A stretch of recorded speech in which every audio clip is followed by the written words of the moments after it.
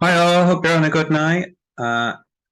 So I'm just gonna play this clip, a little bit of a clip from this Scott Morris video, who's basically kind of chief promoter now, I think, of the crypto program. Here we go, About in his car again, CP talking about and CP. in particular Ed Zimbardi.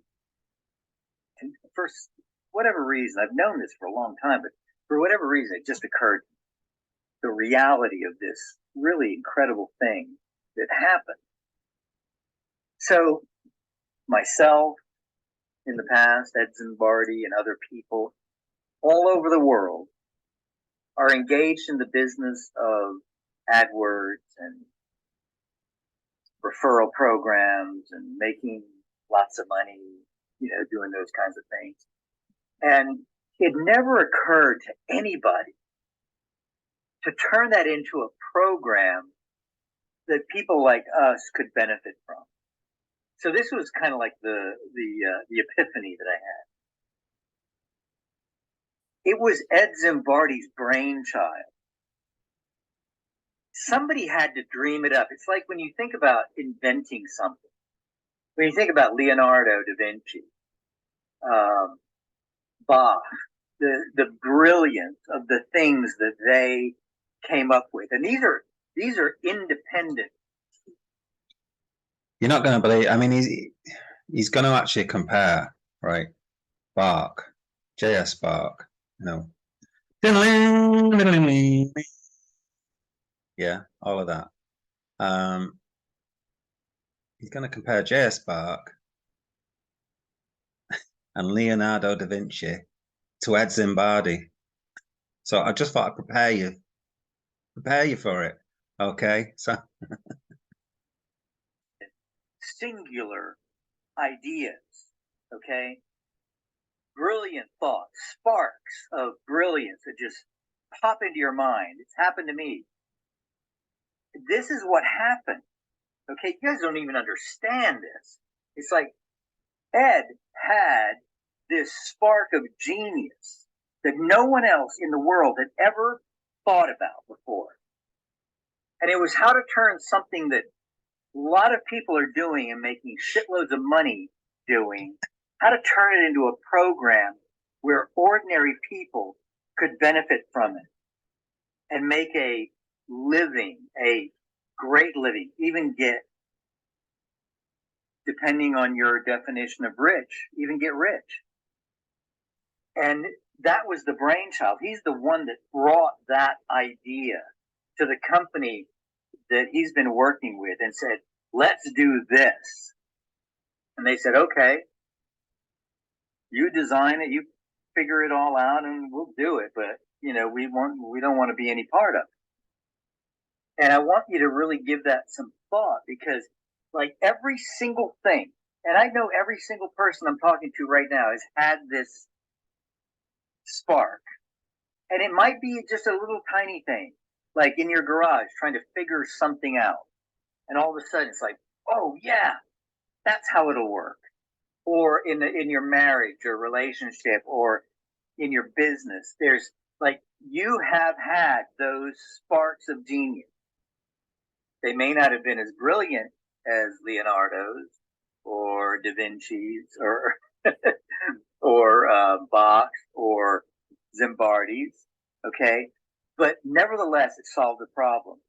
And what was so in that sentence there, he's just compared Ed Zimbardi with Leonardo da Vinci and JS Spark. Absolutely outrageous. Okay. Absolutely outrageous. the motivation? What was the motivation for this? The motivation for this spark of genius that Ed had was that people that had followed him into other programs had lost money. And he Yeah, because Ed stole them. The PAM accounts. Millions. Okay. Millions of dollars stolen by Ed Zimbardi. wanted, he had a burning desire to get that money back to. Now, the reason this means a lot to me is because I have had the exact same burning desire. Some of you may remember the Rhino Fund, all right? It was a PAM that I created, that I was managing. It was part of, and it went to shit because of my partner, Ernie Gans. That's his name. Look him up, and you'll see the lawsuit. Google Ernie Gans, G-A-N-Z, and you'll see what's up. But anyway, that is something that I've wanted to do, and so I understand on a completely different level, and maybe you do too. Maybe you've had a situation where people listen to you, lost money, and you've always wanted to make it back to them. Well, that's what Ed did, and it was from that desire. Well, from what I can gather, there's Facebook groups that still exist that want the money back. So, and he can give it them back, but I don't think he is going to do. That the spark of genius hit him, and he said, "This is how I can do it." That is like, boom. That's how it happened.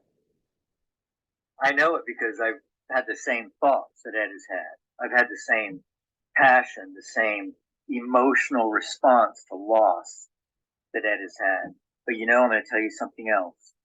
It is only people like us, only people like Ed Zimbardi, Scott Morris, and possibly you, that take. Oh no, I don't really want to be put in the same sentence as Scott Morris and Ed Zimbardi. So can you please take that one back, please, Scott? I don't want to be in the same sentence as you two scammers. The monumental risks in life that risk everything. Everything. So now what he's talking about is risk. He's talking about you've got to risk everything, okay? This is the kind of thing. So this is the underlying kind of idea of this video. And this is what Scott does a lot with his videos.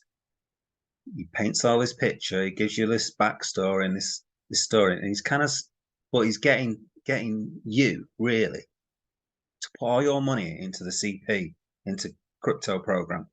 That is fundamentally what this video is about. Okay, he's telling you guys to risk it all, risk it for the big biscuit, and put all your money into CP. All right, which is a Ponzi scheme, yeah. But he's doing it in a kind of, under the radar somewhat.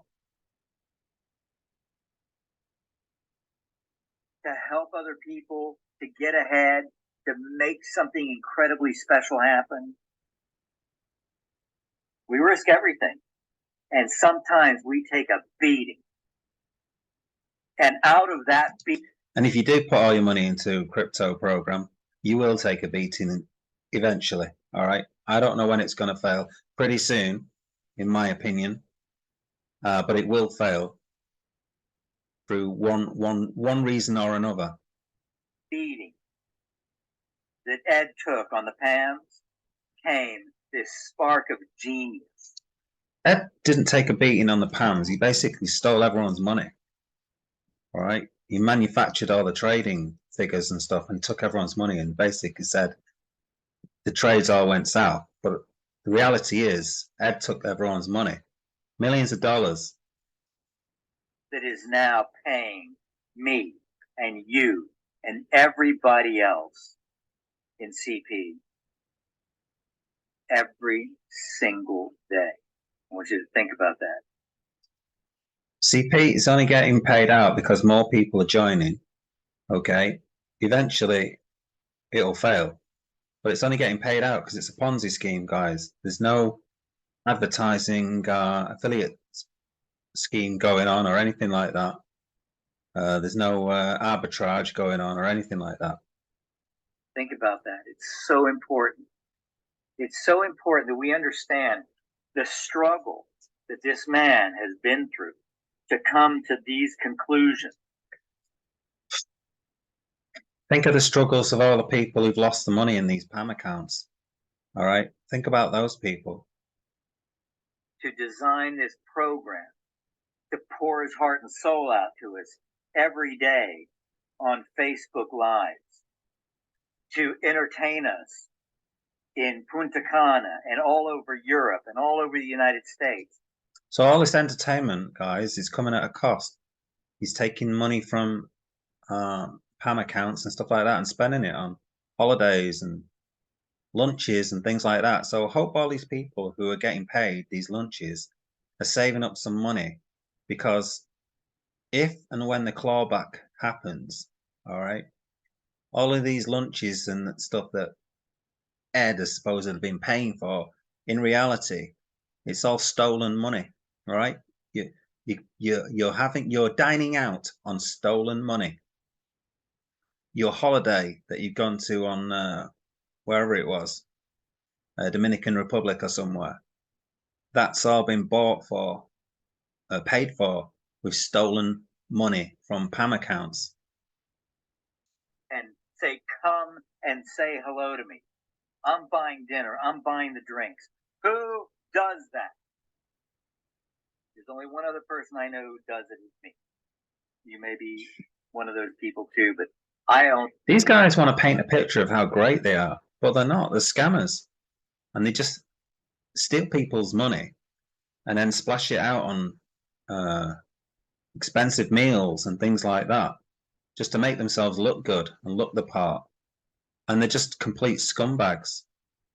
I only know one other person who's ever come out of pocket and said, you know, I pay. I've never had anybody pay for dinner.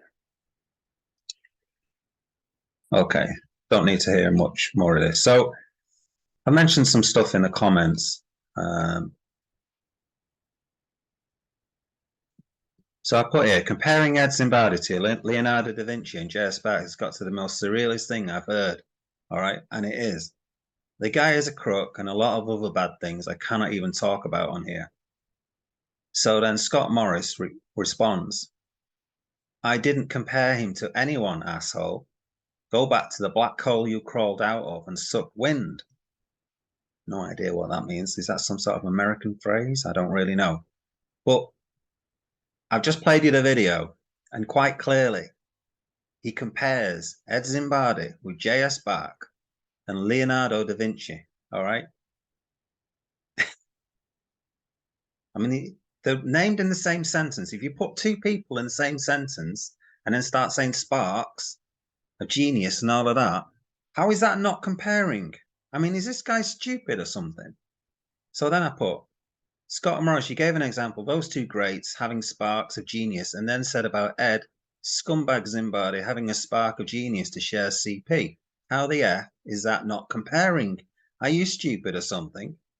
I think you're looking for the term rock when he's on about black holes and stuff. And if I could crawl out of a black hole, I would have to be some type of god. All right, because the gravitational pull, you know, you would have to be some kind of god to escape the pull of a black hole. I mean, I even looked up this expression and I couldn't find it anywhere. So the guys, I think that Pinot's gone to his head, I think. All right, so don't fall for these crooks. All right, they're just trying to get more money to buy some more Pinot. Yeah, they're trying to get some more. They want some more expensive meals. All right, don't give them the money, guys. All right, this is a Ponzi. It'll all come crashing down. Make sure you keep your money in your pockets or in Bitcoin. All right, that's the only thing I'd say. Keep it in Bitcoin. Don't put your money in this crap. All right, it's a complete Ponzi scheme. Look at the state of this guy. Yeah, if he was on fire, I wouldn't piss on him. All right, I really wouldn't.